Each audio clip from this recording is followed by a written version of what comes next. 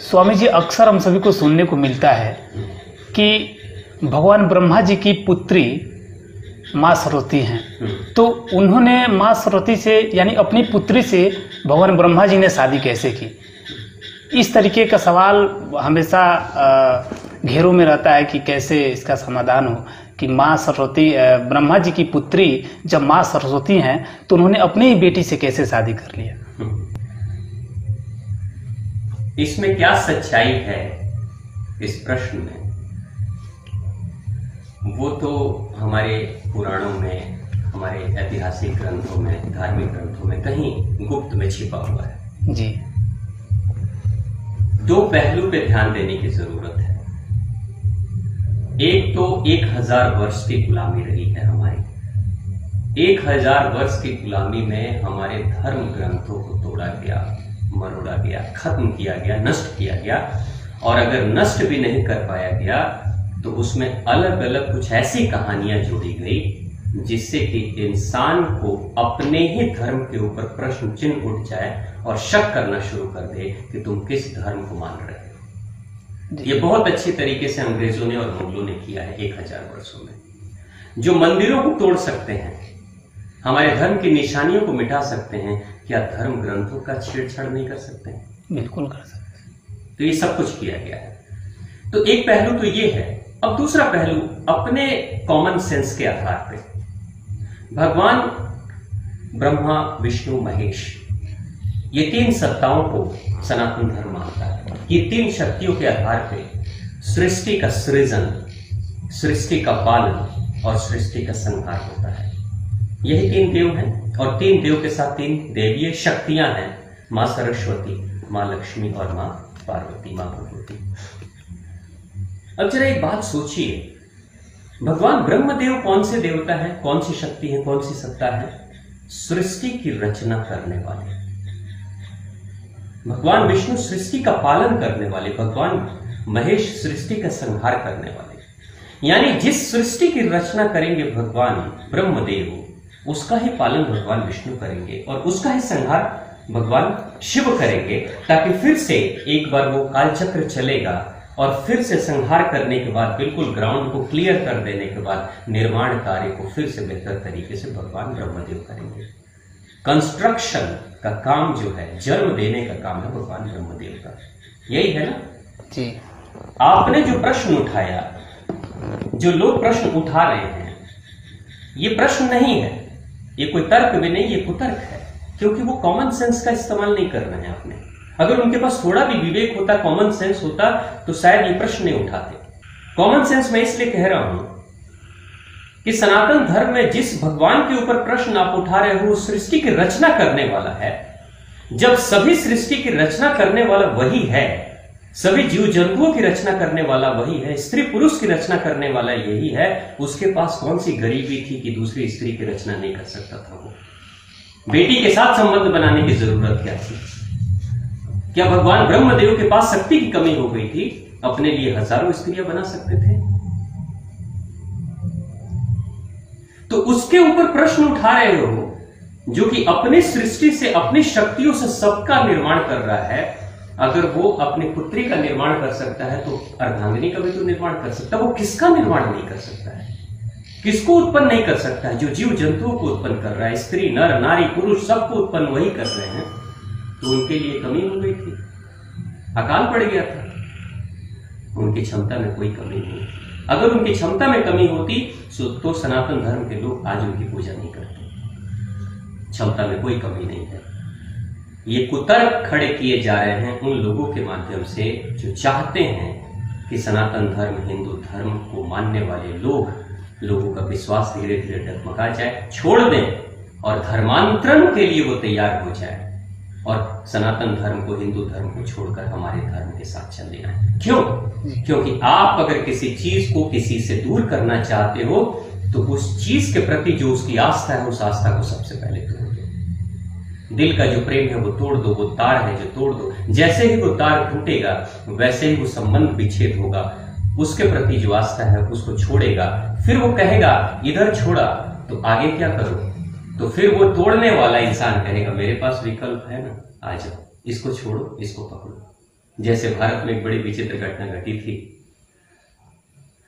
कि लोग कोयले से दांत मांजते थे। तो विदेशी कंपनियां आई कहती, अरे कोयले से दांत मांजते हो, दांत खराब हो जाएंगे। शुद्ध घी खाते हो, कोलेस्ट्रॉल बढ़ जाएगा। तो लोगों ने धीरे धीरे उनकी बातें सुन सुनकर लोगों ने कहा ठीक है, हमने छोड़ दिया। अब मैं क्या करूं? अब बताओ क्या करूं? है ना हमारे पास वनस्पति तेल, है ना हमारे पास टूथपेस्ट। तो अपने अपने टूथपेस्ट को बेचना उन्होंने शुरू कर दिया, अपने अपने वनस्पति तेल को बेचना उन्होंने शुरू कर दिया। और जब आज टूथपेस्ट से बीमारी हो रही है, जब आज वनस्पति तेल से बीमारियां हो रही हैं, तो वो कह रहे हैं हमारे टूथपेस्ट में कोयला है, नमक है, नीम है। वनस्पति तेल को छोड़ो, अब शुद्ध घी पे आ जाओ। ये क्या है? ये कुछ नहीं है। यहां भगवान ब्रह्मदेव के ऊपर प्रश्न नहीं उठ रहा है। भगवान ब्रह्मदेव के नाम पर प्रश्न उठाकर आपके ऊपर प्रश्न उठा रहे। किसको मान रहे हो? किसको मान रहे हो? जो खुद कैरेक्टर वाला नहीं है उसको क्यों मानते हो जी? लेकिन सवाल ये उठता है कि जैसे ही आप इधर से टूटोगे, वो जो विकल्प देंगे वो घोर अत्याचारी अन्याय का विकल्प देंगे, जिसके दिशा में आप बढ़ोगे। क्योंकि आपने अपना घर तो तोड़ दिया ना, अपना घर तो तोड़ दिया, तो आप किसको मानोगे? जब घर उजड़ गया तो धर्मशाला में रहने के लिए आपको तैयार होना पड़ेगा। मैं एक छोटी सी घटना आपको बताता हूं, कुछ दिन पहले की बात मैं बता रहा हूं। एक स्त्री, जो हमारे घर की जो माताएं बहनें होती हैं, बड़ी आस्थावान होती है जी। तबीयत खराब हो रही है उसकी। डॉक्टर ने कहा उपवास मत करना, व्रत मत करना, क्योंकि तबीयत खराब हो जाएगी, गैस की प्रॉब्लम, एसिडिटी की प्रॉब्लम हो जाएगी। लेकिन भगवान के प्रति इतनी आस्था, गहरी आस्था है कि वो कहती है कोई बात नहीं, तबीयत खराब हो जाएगी तो तबीयत को सुधारने वाले भी भगवान ही है, भगवान को नहीं छोड़ सकते। जानती है कि मैं व्रत करूंगी तो मेरी तबीयत खराब हो सकती है, लेकिन फिर भी वो व्रत करती है। तबीयत खराब होने को भी झेल लेती है, लेकिन भगवान का साथ नहीं छोड़ती है। तो वैसे ही एक स्त्री जो बहुत पूजा पाठ करती थी, अपने घर में कई सारे देवी देवताओं के फोटो लगाकर पूजा कर रही थी। तो उसके घर में उसके पति के जान पहचान के कोई धर्म वाले आते हैं उसके घर में, और वो जो धर्म वाले हैं वो क्या कहते हैं, अरे ये तस्वीरों में, ये मूर्तियों में भगवान नहीं रहते, भगवान तो निराकार है, निराकार है, निराकार को मानो। ये क्या कर रही है? अंधविश्वास है ये सब। वो कहती है बचपन से तो मैं इन्हीं की पूजा कर रही हूँ, जो मांगती हूँ सारी मुरादें मेरी पूरी हो जाती, मनोकामना पूर्ण हो जाती है। मुझे तो भगवान के आशीर्वाद से मेरा परिवार चल रहा है, मेरा घर चल रहा है, इसलिए मैं ठीक हूं, मैं खुश हूं। वो समझाते हैं, लेकिन किसको समझाते हैं? वो जो बाहर के 2-3 लोग आए हुए थे बुद्धिमान, वो किसको समझाते हैं? समझदार पति को समझाते हैं, पढ़े लिखे पति को समझाते हैं। पति को समझा देते हैं ये सब अंधविश्वास है, क्या कर रहे हो आप? पति समझ जाते हैं। जब पति समझ जाते हैं तो पति दबाव देते हैं पत्नी के ऊपर, छोड़ो तुम भी पूजा मत करो, ये सब अंधविश्वास है। देखो इन्होंने कितनी किताबें दिखा दी, कितने ग्रंथ दिखा दिए, ये सब अंधविश्वास है, गलत है, छोड़ो इनकी पूजा मत करो। तो पत्नी कहती है तो फिर मैं क्या करूं? अगर इनको छोड़ दूं तो मैं क्या करूं? तो वो कहते हैं सुनो, सबसे पहले वो जो 3 लोग आए हुए थे, किसी खास पंथ को मानने वाले लोग, वो कहते हैं सबसे पहले तो जितनी भी तस्वीरें हैं ना, जितनी भी मूर्तियां लगा रखा है ना, सबको समेटो, एक कपड़े में बांधो, सबको एक कपड़े में बांधो, और कपड़े में बांधकर इसको पास के किसी नदी की धारा में प्रवाहित कर दो। पहले तो ये करो, फिर हम रास्ता बताएंगे क्या करना है। तो पति के दबाव के कारण से, पत्नी नहीं चाह रही है, लेकिन पति के दबाव के कारण से वो पत्नी भी दिल पे पत्थर रखकर तैयार हो जाती है कि ठीक है, जब कह रहे हो, पति भी कह रहे हैं कि ये गलत है, ज्ञानी लोग भी कह रहे हैं कि गलत है, तो चलो ठीक है, मैं इस गलती को सुधारूंगी। गलती को सुधारने के लिए उसने क्या किया कि भगवान जिसकी बचपन से पूजा कर रही थी, उन सबको समेट कर और बाद में कपड़े में बांधकर पति को उसने दे दिया। पति लेकर जाते हैं उन 3 लोगों के साथ में और जाकर वैदिक धारा में प्रवाहित कर देते हैं। अब धारा में प्रवाहित करने के बाद जब लोग लौट कर आते हैं, वो लोग जब लौट कर आते हैं तो पत्नी पूछती है अब बताइए मैं क्या करूं? तो वो जो 3 लोग आए थे खास पंथ को मानने वाले, वो अपने बैग से एक फोटो निकाल कर देते हैं अपने गुरु जी का, और कहते हैं इसको लगाओ, इसकी पूजा करो, गुरु जी की पूजा करो। अब प्रश्न ये उठता है, बेचारी वो पत्नी गांव देहात की अनपढ़ महिला थी, बहुत तर्क वितर्क नहीं कर सकता। उसको एक दूसरी तस्वीर मिल गई, उसकी पूजा करनी वो शुरू कर दी। प्रश्न ये उठता है, तुम्हारे गुरु की तस्वीर जब इतनी अच्छी है तो देवी देवताओं की तस्वीर में क्या भूल थी? तस्वीर ही तो है, वो भी तो फोटो है। उसकी तुम्हारे गुरु की भी प्रतिमा बन सकती है और भगवान शिव शंभु, माँ भगवती, माँ पार्वती की भी प्रतिमा बन सकती है। जब तुम निर्जीव तस्वीरों को, पहले वाले तस्वीरों को हटा देते हो तो दूसरा निर्जीव तस्वीर तुमने क्यों दे दिया? जी। नतीजा मैं बताऊं हुआ क्या उस स्त्री के साथ। उस स्त्री ने गुरु का तस्वीर तो रख लिया, जिस गुरु के प्रति उसकी कोई आस्था नहीं, कोई श्रद्धा नहीं है, जिस गुरु से कभी मिली नहीं है, क्योंकि श्रद्धा एक दिन में नहीं चलती है। एक दिन में आप कह दोगे कि तुम इससे प्रेम कर लो, ऐसा नहीं हो सकता है। एक दिन में न प्रेम होता है, न एक दिन में नफरत होता है। सब कहावतें में केवल चलती है। हाँ, सब कहावतें होते हैं कि एक दिन में प्रेम होता है, एक दिन में श्रद्धा। नहीं, ये सिर्फ फिल्मों में होता है। फर्स्ट साइड लव फिल्मों में होता है, क्योंकि डायरेक्टर साहब पैसे देते हैं, एक ही बार में प्रेम कर लेना, एक ही झलक में देख लेना, घुर घुर के देखते रहना, बस हम गाना बजा देंगे उसी समय और दिल में तुम्हारे गाने बजने लगेंगे, तुम नाचने लगोगे। ये सिर्फ फिल्मों में होता है, एक दिन में प्रेम नहीं होता है। आप एक दिन में अपने विषय से प्रेम नहीं कर सकते हो। आप संगीत के साधक हो, एक दिन में क्या आपको इंस्ट्रूमेंट से प्रेम हुआ?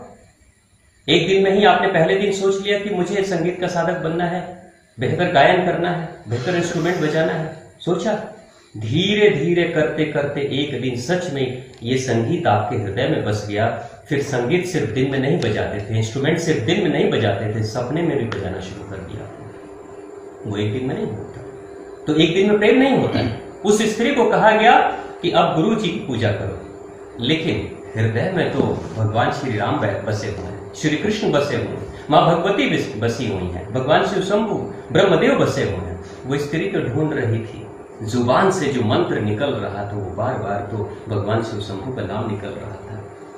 2 दिन 4 दिन 10 दिन वो पूजा करती है, सपने में तो भगवान शिव शंभु आने लगे, क्योंकि अंदर से आवाज निकल रही थी, अंदर से वो जाप चल रहा था, आने लगे और प्रश्न उठने लगा। ऐसा लगा कि जैसे सपने में आकर भगवान कह रहे तुमने ये क्या किया, बार बार भगवान कह रहे कि तुमने ये क्या किया, मुझे नदी में प्रवाहित कर दिया, बचपन से तुमने मेरी पूजा की और नदी में प्रवाहित कर दिया। भगवान कहे न कहे लेकिन उसका दिल जरूर कह रहा था, दिल बार बार ढूंढ रहा था।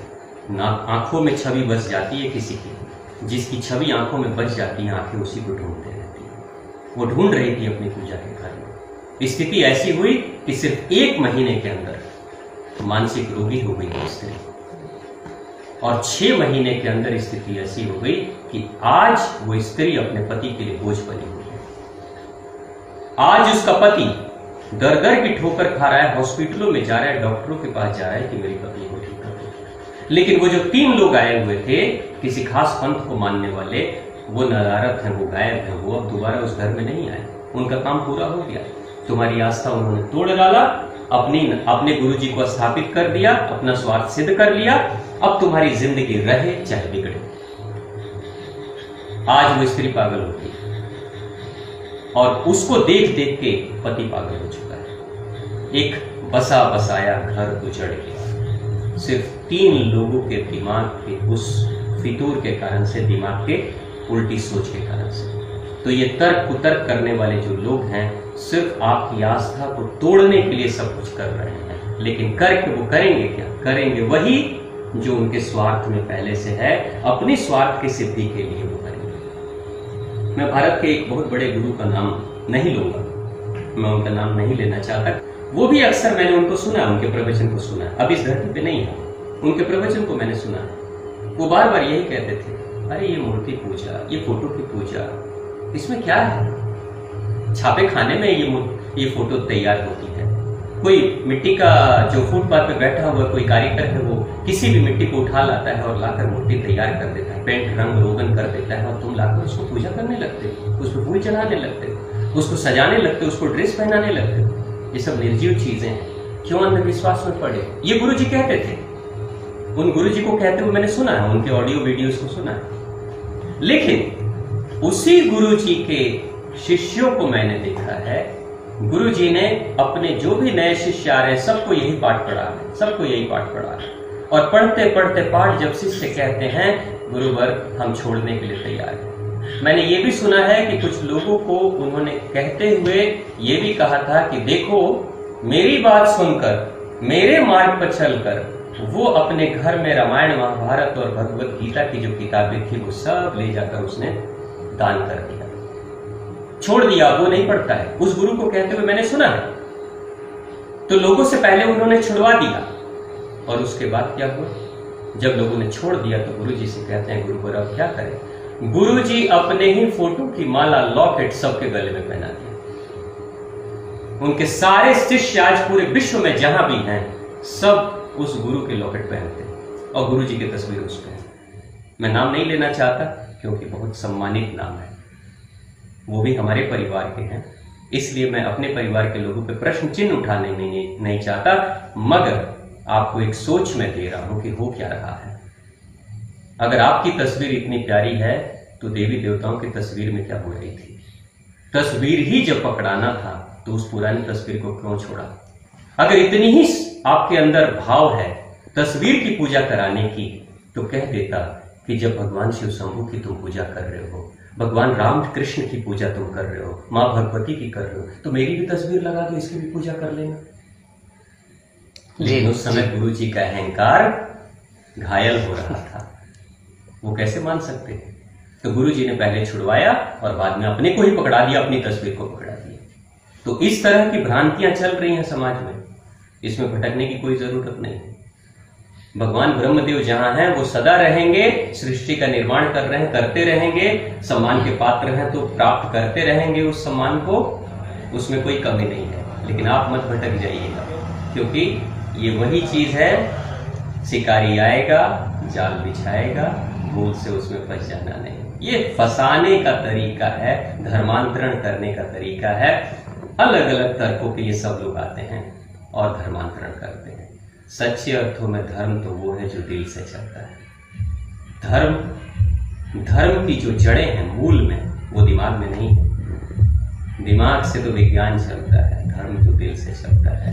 तर्क और कुतर्क के बेस पे अगर धर्म को भी नापने तौलने लगोगे तो धर्म नहीं है, वो तर्क वितर्क है। प्रेम तो वो है जिसका संबंध धर्म से है। कहते हैं दिल लगी दीवार से तो बड़ी क्या चीज है। अगर मेरे शिव शंभू से प्रेम हो जाए तो चाहे तुम्हारे तर्क में जो भी परी खूबसूरत आ जाए, कोई फर्क नहीं पड़ता, हमें तो शिव शंभू से प्रेम है। माँ पार्वती को भी तो लोगों ने कहा था राजमहल के सुख सुविधाओं को छोड़कर क्या उस वनवासी के साथ जा रही हो? वो क्या कहती है, जब उससे दिल लग गया तो वही मेरा सब कुछ है, वही शिव मेरे लिए सब कुछ है। तो फिर उस पर प्रश्न कैसा? तो प्रेम जिससे है, वो प्रेम तस्वीर से हो, फोटो से हो, चाहे कोई पत्थर की पिंडी से हो, प्रेम है ना, बस काफी है, बस उतना ही काफी है धर्म के मार्ग पे चलने के लिए।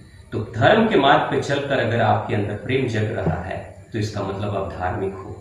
और धर्म के मार्ग पे चलकर भी अगर आपके अंदर प्रेम नहीं जग रहा है, सिर्फ तर्क कुतर्क जग रहा है, तो आप धार्मिक हुए नहीं। चाहे लाख चोले पहन लो, लाख मंत्र जाप कर लो, लाख किसी का नाम ले लो, धार्मिक नहीं। तो प्रेम से बोलिए भगवान शिव शंभू की जय, ब्रह्मदेव की जय।